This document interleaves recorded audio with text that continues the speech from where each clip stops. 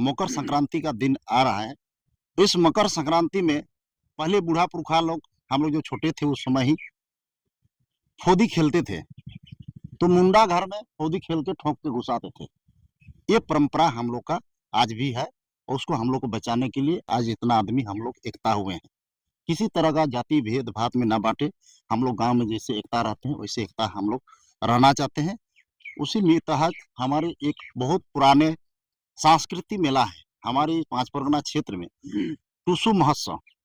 ये टूसू महोत्सव जो है हमारे 14 तारीख से जो शुरू होता है, 14 जनवरी से आपको फरवरी तक करीब 1 महीना तो हम लोग का प्रत्येक घर में मतलब हंसी खेलते रहते हैं। सबके घर में नया कपड़ा, नया खाना पीना, एकदम आनंद लेते हैं।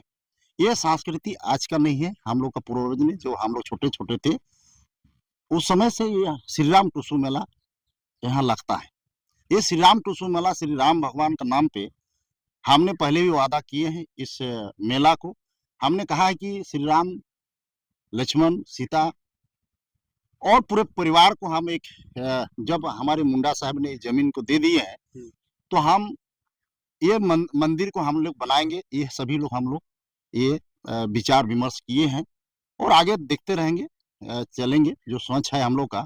और श्री राम टूसू मेला में आज हमको ये गांव के लोग हमको मुख्य अतिथि के रूप में आज एक ग्रामीणों का बैठक में हम आए हुए हैं और सभी का राय विमर्श हुआ है कि इसको आने वाला समय में बृहत हम लोग और ले जाने का संकल्प ले रहे हैं। इस बार का टूसू मेला में क्या कुछ विशेष रहेगा? देखिए, पहले साल में जो था उससे थोड़ा सा बढ़ के रहेगा और हम चाहेंगे कि इस पांच परगना क्षेत्र में ऐसा हम लोग कार्यक्रम करें ताकि देखने लायक रहे। कितना तारीख को है? ये हम लोग का 21 जनवरी को है और इसमें हम लोग पूरा इस पांच परगना क्षेत्र में हमारे ऐसा सांस्कृतिक मेला है और हमारे सभी लोग बढ़ चढ़ के हिस्सा लेते हैं। सभी जाति धर्म लोग अपने नाचते गाते आते हैं, आनंद लेते हैं और हम लोग एकता का परिचय होता है। तो ये संस्कृति को हम लोग बचा के रख रहे हैं। लोग आते हैं, कितने दूर से लोग आते हैं और क्या क्या इस प्रोग्राम में रहता है? टूसू स्पेशल रहता है, क्या क्या नाच गाना? नहीं, इस मेला में बहुत सारा प्रोग्राम होता है। विशेष तौर से फुटबॉल खेल होता है। फुटबॉल खेल के बाद हमारे यहाँ आपका टूसू चोड़ोल का प्राइज भी हम लोग वितरण करते हैं और बहुत सारा, जैसे सब जी ने कहा कि शिविर भी लगाते हैं, कुछ खाने पीने का भी, प्रसाद का भी वितरण होता है। तो इस बार शायद नया हो रहा है, शायद कमेटी में चर्चा हुआ है अभी, तो उसको हम लोग अभी फिर एक बार बैठेंगे, हम लोग आपस में फिर चर्चा करेंगे कि कैसे इसको मेला को हम लोग आगे ले जाएंगे। मैंने शुद्ध रूप से सभी जातियों, सभी धर्म, सभी लिंग के लोगों के लिए ये मेला है। हाँ जी, ये पूरे हमारे पांच परगना क्षेत्र में सभी लोगों के साथ है। ये एकता की परिचय है, ये एकता हम लोग हैं।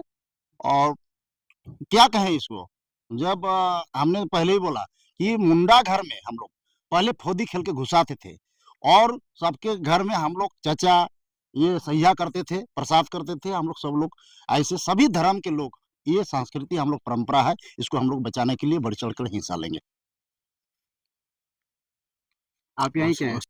1987 से यह मेला की स्टार्टिंग है और इस मेला के संस्थापक हमारे सामने मौजूद है अशोक कुमार अग्रवाल जी, और उनकी उपस्थिति में ही हम लोग का शुरुआत और अभी 40वां यह वर्षगांठ हम लोग मना रहे हैं श्री राम टूसू मेला के रूप में।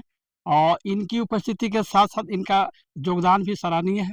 इन्होंने हमारे इस मेला में रामचरितमानस के साथ साथ शोल का भी प्रदान करते हैं और जो काफ़ी संख्या में महिलाएं आती हैं जो टूसू नाच गान करती हुई जो साल भर का जो मेला है जिसमें आनंद लेते हैं। और इसके साथ ही हम ग्रामीण का जो उद्देश्य है कि धान कटनी के बाद हमें जो आज़ादी मिलती है उत्साह करने का भरपूर आनंद लेते हैं। नए नए कपड़े हम लोग गुड़ पीठा खाते हैं, घर घर मिलते हैं और 1 महीना नहीं बल्कि 2-2 महीना हम लोग इसका आनंद उठाते हैं।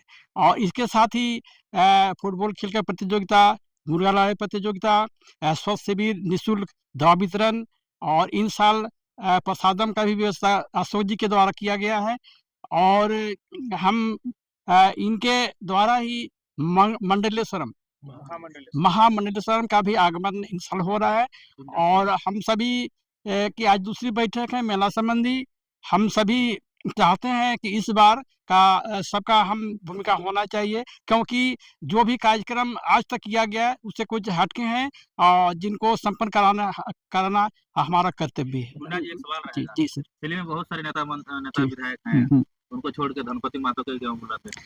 देखिए, बात ऐसी है कि हमारा शुरू से ही परंपरा रहा है कि हमारा यह मेला श्री राम टूसू मेला जब स्टार्टिंग किए थे, हमारे जो भी बूढ़े बुजुर्ग थे जो आज नहीं है, तो उनकी अगुवाई में जो स्टार्टिंग किया गया था, आज हमें उनकी भूमिका निभाना पड़ रहा है। लेकिन यहाँ बीच में जो आर्थिक संकट आ गई, तो हम लोग किंग कर्तव्य मुड़ा चले गए और काफ़ी घर घर आस पड़ोस से भी हम लोग चंदा इकट्ठा किए और इसको एक मेला का रूप दिए हैं। और आज जो स्थिति थी बीच में, जो हमारे नए लड़के लोग थे जो काफ़ी पैसा खर्च करके हमें मैंने क्या कहें, पैसा की कमी हो गई, तो फिर हम किसी तरह मेला तो लगातार लगता ही रहा। तो हम इनसे परिचय हो गया, धनपति महतो जी। तो हमें ये पता चला कि ये हर गाँव में सामाजिक कार्य करने वाले समाज सेवी हैं, तो क्यों ना इनसे एक बार मिला जाए। तो इनसे हम लोग अपना रखे बात को रखे और इनकी सहमति बनी कि चलिए हम श्री राम टूसू मेला में मेरा योगदान रहेगा।